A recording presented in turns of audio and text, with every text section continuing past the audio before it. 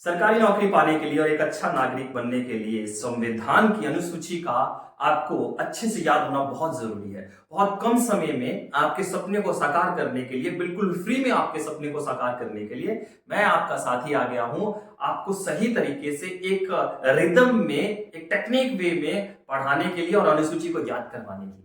आइए चलते हैं, बात करते हैं अनुसूची एक में क्या होगा। अगर आप अनुसूची एक में जाएंगे तो state and territories, name, boundaries and changes के बारे में जानकारी मिलेगी।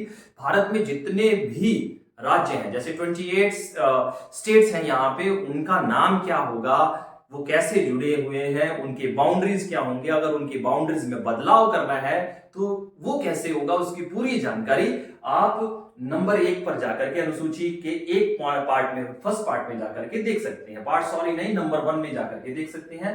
सैलरीज, पेंशन एंड पर्क के बारे में जानकारी लेनी है। जो भी सरकार का सिस्टम पार्ट बना हुआ है, जो सरकारी सिस्टम का पार्ट बना हुआ है, वो एमएलए है, एमपी है, सीएम है, पीएम है, प्रेसिडेंट है, राज्यसभा से जुड़ा हुआ है, लोकसभा से जुड़ा हुआ है, विधानसभा से जुड़ा हुआ है, उनकी तनख्वाहें क्या होंगी। देखिए कितनी मजेदार है, संविधान रचयिताओं ने कितने तरीके से बनाया है कि लोगों को पहले ही उनके किए गए मेहनत का मेहनताना दिखा दिया है कि अगर आप एमएलए बनोगे तो आपको ये फायदे होंगे, अगर आप एमपी बनोगे तो आपको ये फायदे होंगे, अगर आप पीएम बनोगे, सीएम बनोगे, प्रेसिडेंट बनोगे तो आपको ये फायदे होंगे।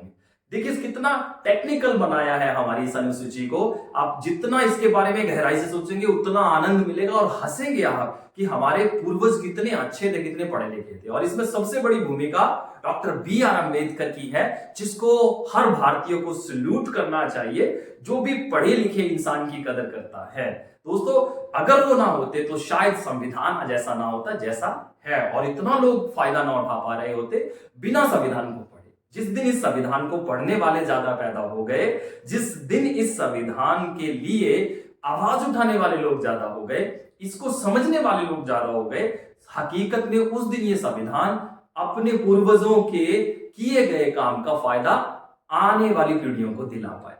देखिए कितना तरीका, कितना अपनी अपनी परंपराओं के साथ जोड़ा है। आप देखिए किसी भी आप सत्संग में जाते हैं, किसी भी कथा में जाते हैं, किसी भी व्रत के बारे में बात करते हैं, तो सबसे पहले उन कथाओं में कि अगर आप ये कथा सुनते हैं तो आपको ये फायदा होगा, तो सब वैसे ही उन्होंने भी क्या किया, नंबर 2 पे रखा। इसको 11-12 पे भी रखा जा सकता था, लेकिन उन्होंने सैलरी, पेंशन को, पर्क को नंबर 2 पे रखा, ताकि सबसे पहले ही व्यक्ति ये पढ़ ले कि अगर आप एमएलए बनोगे तो ये तनख्वाह मिलेगी और जीवन भर ये पेंशन मिलेगी, अगर आप एमपी बनते हो तो ये तनख्वाह मिलेगी और ये आपको फायदा होगा, ये पेंशन मिलेगी, ये पर्क, ये सुविधाएं मिलेंगी आपको। और जिस व्यक्ति ने इस पार्ट को पढ़ लिया वो व्यक्ति रह ही नहीं सकता बिना एमएलए, एमपी बनने के सपने को देखे बिना, वो बिल्कुल नहीं रह सकता।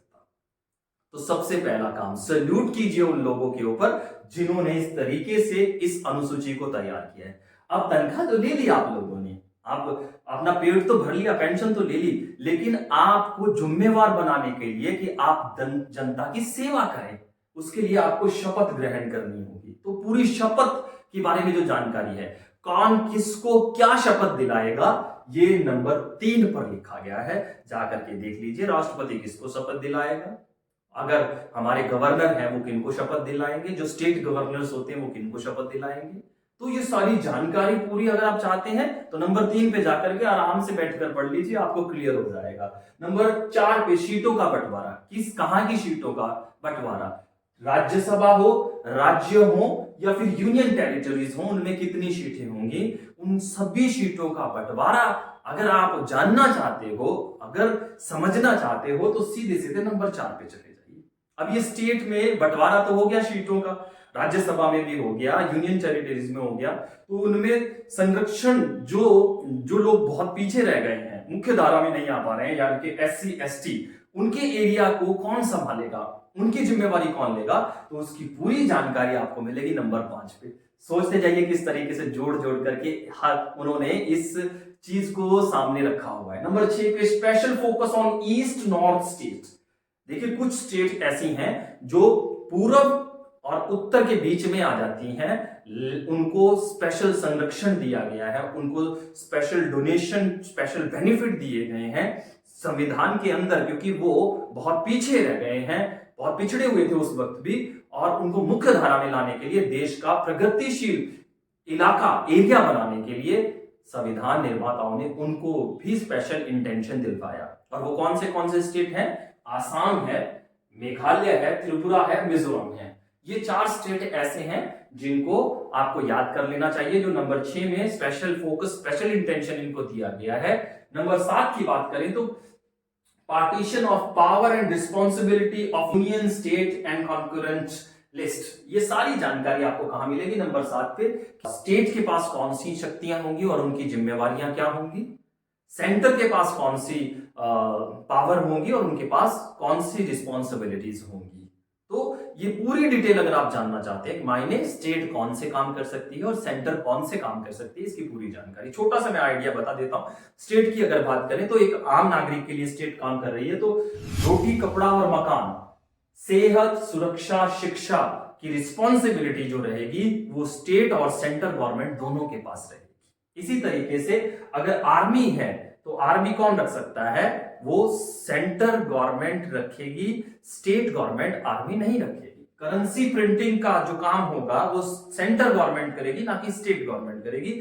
अगर ऐसा होगा तो अगर स्टेट अपना नोट छापने लग जाएगी, यानी कि बैंकिंग में अपना हाथ आजमाने लग जाएगी, तो बहुत बड़ी प्रॉब्लम हो जाएगी। इसीलिए स्टेट कभी भी नोट नहीं छापेगी, करेंसी नहीं छापेगी, अपना बैंक नहीं खोलेगी।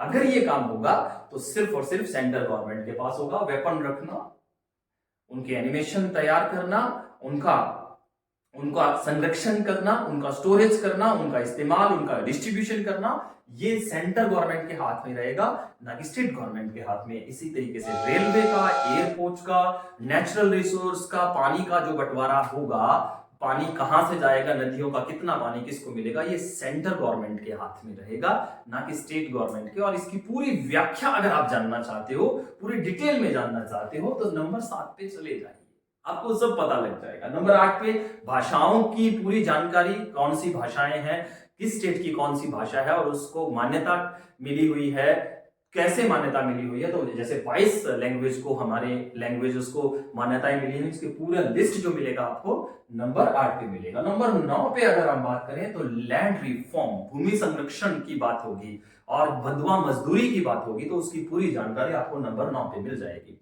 इसी तरीके से नंबर 10 पे पार्टी चेंजेस, दल बदलने की नीति के बारे में, और एमएलए और एमपी अपनी रिस्पॉन्सिबिलिटी नहीं निभाते हैं तो उसको डिस्क्वालीफाई करने के बारे में पूरी जानकारी। एक एमएलए को डिस्क्वालीफाई कैसे किया जा सकता है, एक एमपी को डिस्क्वालीफाई कैसे किया जा सकता है, उसकी पूरी जानकारी आप ले सकते हैं नंबर 10 पर जाके। और नंबर 11 पे आपको मिलेगा power and responsibility of panchayat, panchayat की पावर क्या है और उसकी जिम्मेवारी क्या है। इसी तरीके से नंबर 12 पे म्यूनिसिपैलिटीज की पावर और रिस्पॉन्सिबिलिटी के बारे में आपको पूरी जानकारी मिल जाएगी नंबर 12 पे।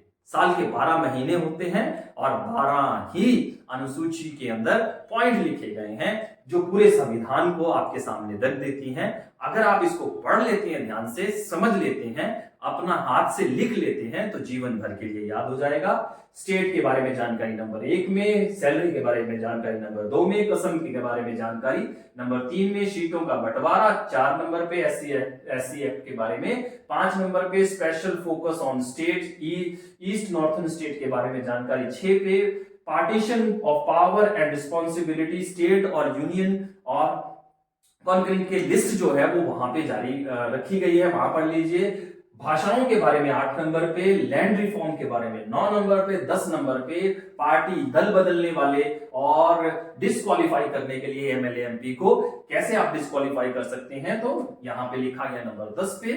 और power and responsibility of panchayat, power and responsibility of municipalities, इस तरीके से आप इसको याद कर सकते हैं बड़े आराम से।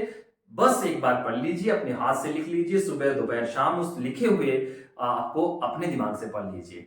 अगर आप हमारे इस वीडियो को YouTube पर देख रहे हैं तो वीडियो को लाइक, कमेंट और चैनल को सब्सक्राइब कर लीजिए। फेसबुक पे देख रहे हैं तो ज्यादा से ज्यादा लोगों के साथ इसको शेयर कीजिए।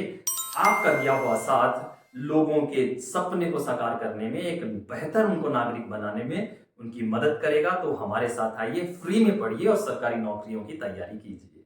पूरा वीडियो देखने के लिए आप लोगों का बहुत बहुत धन्यवाद। Thank you very much.